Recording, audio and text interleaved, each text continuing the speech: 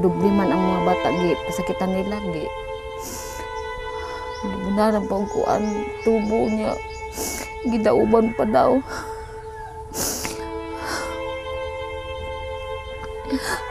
Nasa akong anak ko gikatilo sa bisag buno na lang sa ako. Yung tao ang nagpasipa.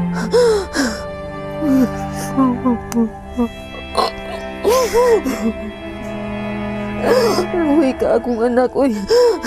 Uy, pinakadakotong abutan. Hindi ko magdaw ngayong nanang. Itapos akong anak.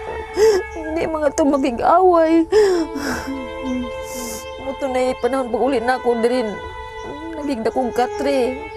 Nanawag yun siya sa ako. Asil nga, katulog yun siya nanawag. Klaro kayong damgo na ako nga. Nay! Nay! Nay! Nay! Nay! Uwi na ako nga. Ju! Ju! Katulog na gitawag siya. Ju!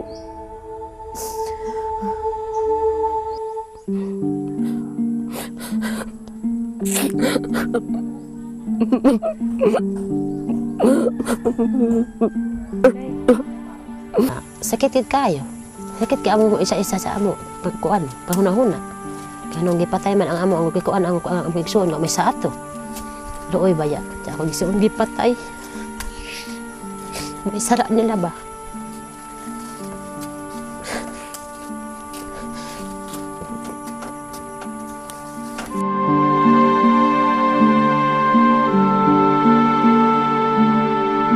Ang gibati na ako niya itong daog mi atong promulgation didto jud sa Manila. Nag-ingon ko nga kulang ang akong kalipay nga nadawat tungod kay ang gusto na ako nga makita gyud na ako nga akong anak bisag bukog na lang or abog makita gyud na ako siya.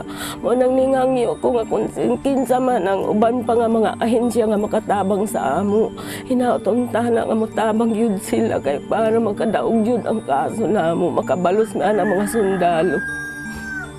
The PICOP 6 case is unique in the sense that it achieved a landmark victory in court with the conviction of the accused Army Corporal as accomplice to the crime of kidnapping and serious illegal detention of the 6 paper factory workers. But what is more important actually is the conviction of the principals, the military men and members of the 62nd Infantry Battalion.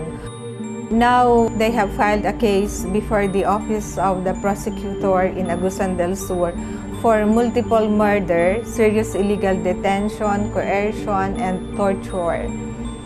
These are existing crimes punishable under the revised penal code. However, not one of these crimes captures all the essential elements of enforced disappearance, especially the element of concealment of the fate and whereabouts of the victim. So, enforced disappearance is enforced disappearance. It is not kidnapping and serious illegal detention.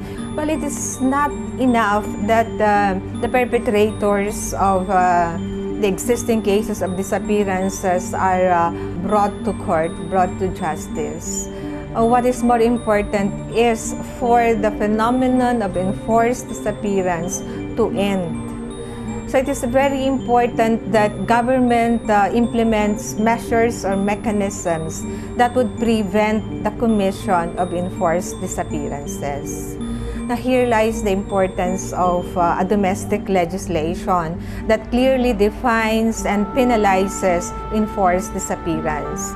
It is high time that we call a spade a spade. It is high time that we call the offense of enforced disappearance a crime of enforced disappearance. Call it by its appropriate name. We should not call it kidnapping or arbitrary detention or serious illegal detention, not even murder. So, FIND strongly urges the Aquino government to immediately enact the anti-disappearance bill into law.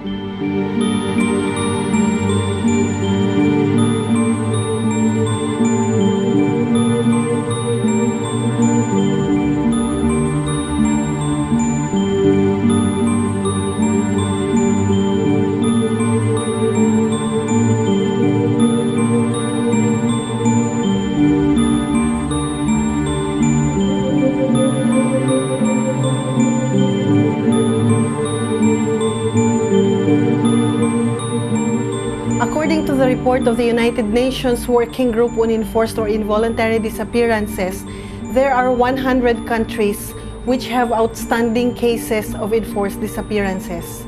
27 of these countries are from Asia, and in recent years, Asia is the continent which submitted the most number of cases to the Working Group on Enforced Disappearances. And the Philippines is one of these Asian countries which have outstanding cases of enforced disappearances. It is for this reason that in 2006, the United Nations General Assembly adopted the United Nations Convention for the Protection of All Persons from Enforced Disappearance. This international treaty stems from the true-to-life experiences of organizations of families of the disappeared. First from Latin America during the dictatorship, and then later the problem of enforced disappearance spread throughout the world. So other organizations of families of the disappeared from other continents also organized themselves. They joined the process, the drafting and negotiation process at the United Nations by the then Intersessional Working Group to elaborate a draft legally binding normative instrument for the protection of all persons from enforced or involuntary disappearances. The convention was adopted in 2006 by the General Assembly of the United Nations without a vote, and it has already been signed by 83 states and ratified by 18 states. And for it to enter into force, it needs 2 more ratifications. So one of the provisions of the convention is the codification of the offense.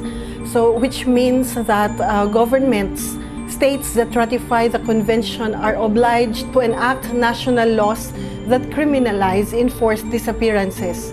So because of the regional phenomenon of disappearances, the Asian Federation Against Involuntary Disappearances was established in 1998, 12 years ago, to respond to this global and regional phenomenon. So it's very important that we work together with similar formations in other parts of Asia and in other parts of the world in order to have a strong impact before the international community, considering that this is a global offense, this is a crime against humanity which should never be repeated in our history.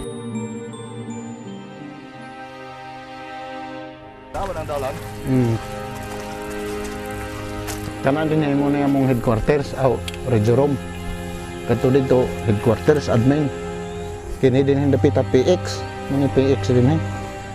Dili ko nakadungog sa pag-ingon ni kuan nga pag-instruction batalyon commander nga kuan kini ing ana ang himuon kay dili mo kus PX.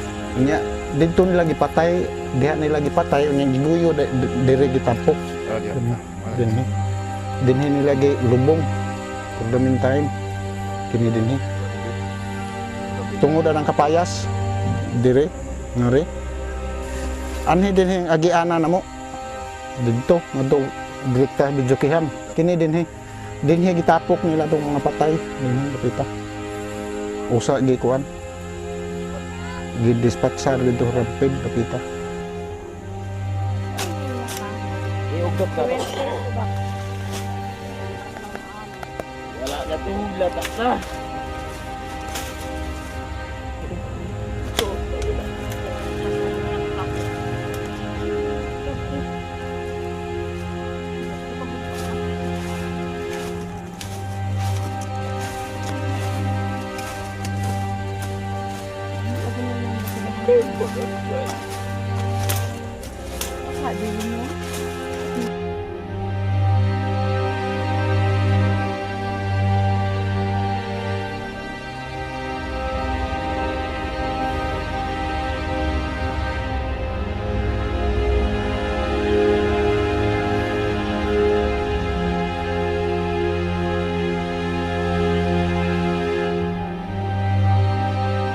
Gusto namo nga masilutan jud to tanan ang nagpatay sa among mga anak kadtong nagbunan pang silutan jud to sila dili ni magdawat nga ingon magbayad.